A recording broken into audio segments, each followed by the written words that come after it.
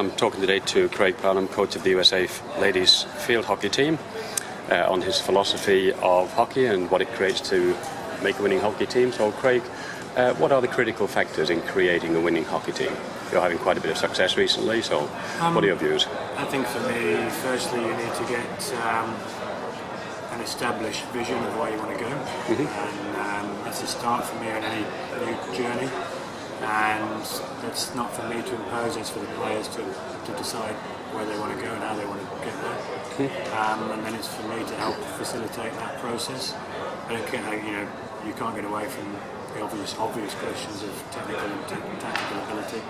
But one of the things that is unforgiving for me is if you turn up at a tournament and you're not physically in the right place to play the game. So that's a huge part of our program is sports science that we need to get in place so that when we turn up onto the pitch we're ready to go for the game. Okay, we just heard a little bit there from Australia in the press conference about the importance of having a specialist drag flicker. How important is a specialist drag flicker in the modern game? I think it is important, and I think if you've got one, fantastic, and we are on a process of trying to create some more in America. But I think we've come to this tournament, and before today we were shooting about 44% of corners, and a lot of those were not with a drag flicker option. So although we've got one, we tend to move some options. I think it's possible in the women's game still to do that. But I think if you want to win medals successfully continually, you probably do need a drag flick expert. Yeah. When you're selecting your team, I don't know how deep a squad you have in the USA, but eventually it comes down to a choice of only one spot left on a team, and you've got two players that you're looking at. How do you select one above the other for that final spot? Selection often comes down to a few people at the end there, and I think I take a big strong view on character, and mental toughness is an important one for us. If skills are equal and each of the players brings the same sort of tactical awareness to the game, and we look at all those areas, and so I think it is important to have a different range of personalities in the group, but I think you need people that have got the right mindset to win games, and that's what we're after. Okay, well you certainly seem to have a very motivated bunch of individuals playing in Team USA. How do you actually motivate the players?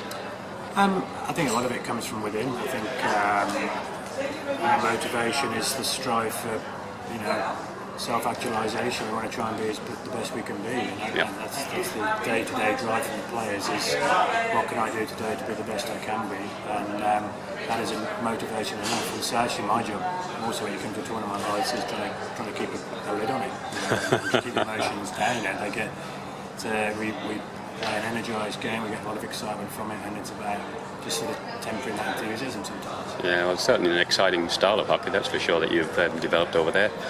But occasionally things don't go quite right, and you need to perhaps counsel somebody or criticise them as you wish. How do you do that? I think my view on sort of growth and learning is that it is very much athlete-led. My job as the coach is, I can't remember when I've raised my voice in a corrective manner, if you like, for a long time. I think the players have a good idea about what they're trying to do and how we're trying to do it, and they know when they made a mistake, they don't need somebody to point it out. I think we play to a game which is based on our strengths. I'm very much a strength-based coach as opposed to we're not very good at working on that, which is sometimes a bit of a flip. But I think that's really where we are, and with those strengths, if they are played well, then they become big opportunities. And if we are a little bit reckless and sort of try some stuff that doesn't quite always work, then we have a look at a discussion. But that's never going to be a one-moment thing. No. It's a thing that comes over time. Okay. The players these days don't play just in a single position anymore like previous days. We have this all-round ability in a player. How do you develop that? We have a number of ways that we do that, but specifically a lot of small-sided games, a lot of non-directional hockey, a lot of multiple different ways of scoring goals, getting the players to think. And my real philosophy is, if I make myself redundant, I've succeeded as a coach. It's my absolute drive for them to be totally independent thinkers, creative people. They've got great creative energy, and that just needs to be let go. And my role is just to stand at the back and shepherd them, if you like. Okay, so when one of your players receives the ball, what's the first thing they should do? Go forward. Yeah. I mean, it's an attacking game. We want to try and be aggressive and on the front foot, and that's what we strive to do. And I think teams that are watching us play, it's not very difficult to work out what we're doing. It's kind of maybe a bit more difficult to try and stop it. And when we get to where we need to be as a group, I think we'll be a dangerous team. So when the forward receives a ball, do you have a rule that governs whether they should take on the defence or whether they should lay the ball back? We have again, my coaching framework is based on principles and concepts. It's not, and then a lot of coaches look at a video and say, when this happens, you do this, this, and this. Yeah. I need players that are thinking,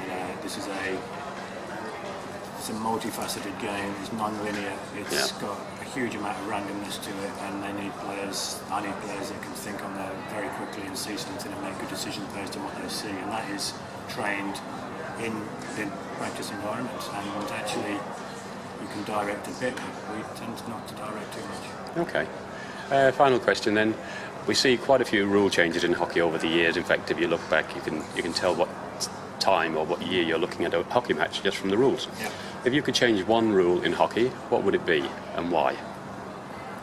I think I understand the reasons for having the ball have to move 5 metres and so they're attacking 25.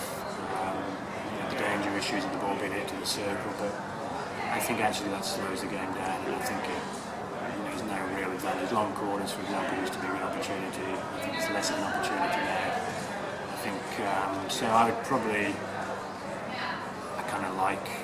It'd be good if we could take that out. But, I know what would happen. You get balls between equal more balls being played in the circle, and certainly in the men's game that can be problematic.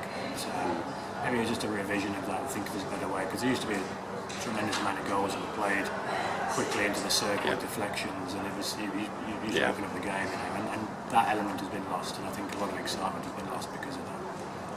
Well, you've got a bronze medal match coming up here at the World Cup. Mm-hmm. We don't know who the opponent will be yet, but for sure it will be a tough one. But then you've got a tough team, so congratulations, and thanks very much for talking to me. Thank you.